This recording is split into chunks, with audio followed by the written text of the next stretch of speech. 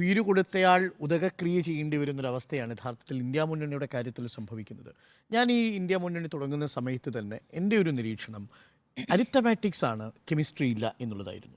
ആ അരിത്തമാറ്റിക്സ് ഒപ്പിക്കാൻ വേണ്ടി സീറ്റ് വിഭജന ചർച്ചകളിൽ തന്നെ ഇപ്പോൾ ആശയക്കുഴപ്പത്തിൽ നിൽക്കുകയാണ് ഇന്ത്യ മുന്നണി. പക്ഷേ അതിനേക്കാൾ ഗൗരവമേറിയ പ്രശ്നം എന്താണ് ഈ ഇന്ത്യ മുന്നണി യോജിപ്പിച്ച് നിർത്തുന്ന ഒരു സിമെൻറ്റിംഗ് ഫാക്ടർ എന്നുള്ളതാണ്. BJP വിരുദ്ധതയ്ക്കപ്പുറം, നരേന്ദ്രമോദി വിരുദ്ധതയ്ക്കപ്പുറം കാസ്റ്റ് സെൻസസ് ഉണ്ടായിരുന്നു. അതൊരു കെമിസ്ട്രിയായി വർക്ക് ചെയ്യുമെന്ന് നമ്മളടക്കം കരുതിയതാണ്. പക്ഷേ എത്ര വേഗമാണ് ഇന്ത്യ മുന്നണി കാസ്റ്റ് സെൻസസിൽ നിന്ന് പിന്നോക്കം പോകുന്നത്? കാസ്റ്റ് സെൻസസിനെ കുറിച്ച് ആരും സംസാരിക്കുന്നില്ല, ബീഹാറിലല്ലാതെ. അതും ആരാണ് കൊണ്ടുവരുന്നത്? നിതീഷ് കുമാറാണ് കൊണ്ടുവരുന്നത്. നിതീഷ് കുമാറിൻ്റെ പശ്ചാത്തലം നോക്കൂ. കർപ്പൂരി താക്കൂർ, ഇപ്പോൾ പുരസ്കാരം പ്രഖ്യാപിച്ചിരിക്കുന്ന, ഭാരതരത്ന പ്രഖ്യാപിച്ചിരിക്കുന്ന കർപ്പൂരി താക്കൂറുമായി 1970-കളിൽ റാംലോഹ്യ മൂവ്മെൻറ്റിൻ്റെ ഭാഗമായിരുന്നയാളാണ്.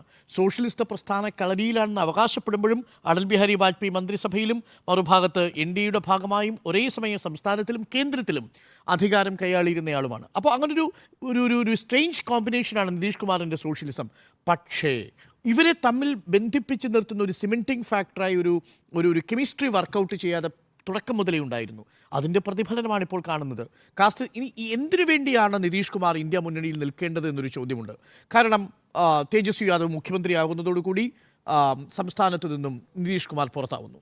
കേന്ദ്രത്തിലേക്ക് പോകാമെന്ന് വെച്ചാൽ അവിടെ കൺവീനർ സ്ഥാനമോ അല്ലെങ്കിൽ ചെയർമാൻ സ്ഥാനമോ ആവട്ടെ, ആ ചെയർമാൻ സ്ഥാനം കിട്ടിയാൽ പോലും അധികാരത്തിലെത്താനുള്ള സാധ്യത വിദൂരമാണ് എന്നുള്ള കണക്കുകൾ വരുന്നു. അയോധ്യയ്ക്ക് ശേഷം ഉണ്ടാകുന്നൊരു യൂഫോറിയ വലിയ തരംഗമായി മാറുന്നൊരു സാഹചര്യം ഉണ്ടാകുന്നു. അപ്പോൾ ഇതൊക്കെ മുന്നിൽ നിൽക്കുമ്പോൾ നിതീഷ് കുമാർ എല്ലാ കാലത്തും അധികാരത്തോടൊപ്പം ചാഞ്ഞു നിൽക്കുന്നയാൾ തന്നെയാണ്. രോഹിണി ആചാര്യെ കുറിച്ച് വെച്ചത് എക്സാക്ട്ലി കറക്റ്റാണ്.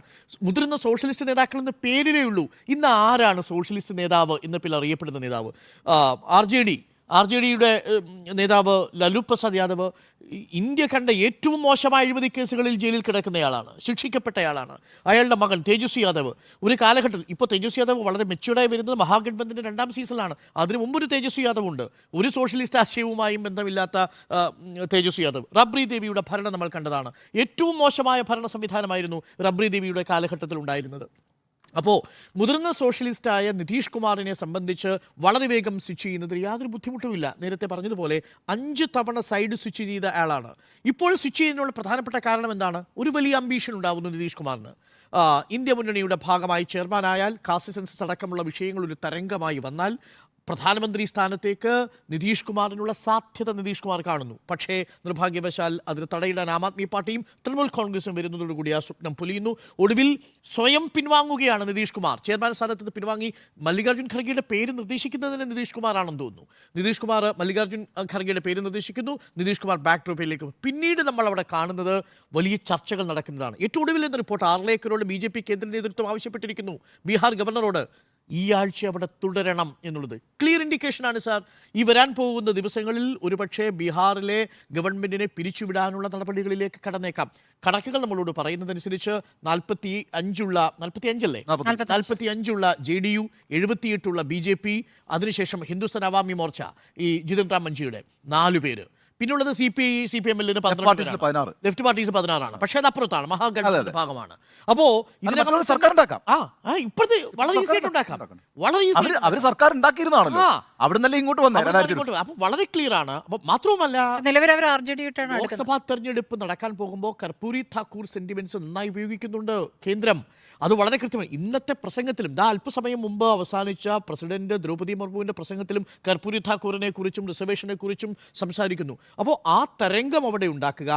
സംസ്ഥാന ഭരണത്തിന് കീഴിൽ ലോക്സഭാ തെരഞ്ഞെടുപ്പ് നടത്തുന്നതിൻ്റെ അഡ്വാൻറ്റേജ് ബീഹാറിൽ എപ്പോഴും വളരെ കൃത്യമായിട്ട് അറിയാവുന്നതാണ്. 22ഓളം സീറ്റുകൾ അല്ലേ, ലോക്സഭാ സീറ്റുകൾ അത്ര അപ്രധാനമല്ല. നിലവിലുള്ള അവസ്ഥയിൽ അവിടെ വളരെ ബുദ്ധിമുട്ടാണ് BJPക്ക് ഈ ഇത്രയും സീറ്റുകൾ ഒരുമിച്ചെടുക്കാൻ. പക്ഷേ BJPയുടെ അധികാരത്തിൽ സ്റ്റേറ്റ് ഗവൺമെൻറ് വരികയും അതിനു കീഴിൽ ലോക്സഭാ തെരഞ്ഞെടുപ്പ് നടക്കുകയും ചെയ്യുന്നതിൻ്റെ പ്രാധാന്യം തീർച്ചയായും നരേന്ദ്രമോദിക്കും അമിത്ഷായ്ക്കും അറിയാം. അതുതന്നെയാണ് ഈ നീക്കത്തിന് പിന്നിലുള്ളത്. ആ അർത്ഥത്തിൽ ഉയിരെടുത്ത നിതീഷ് കുമാറിലൂടെ ഉദകക്രിയ ചെയ്യുമോ എന്ന ചോദ്യവും ആശങ്കയുമാണ് മാത്രമാണ് ബാക്കി നിൽക്കുന്നത്.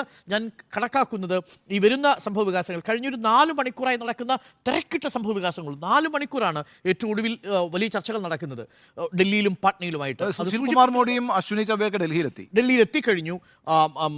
BJP അധ്യക്ഷൻ സാമ്രാജ് ചൗധരി അല്ലേ, അദ്ദേഹത്തെ ഡൽഹിയിലേക്ക് വിളിപ്പിച്ചു കഴിഞ്ഞു.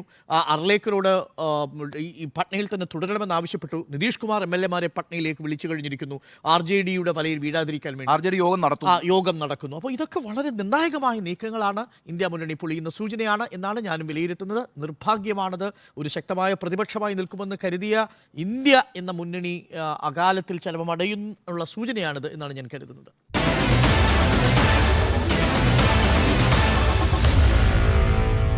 Meet the editors.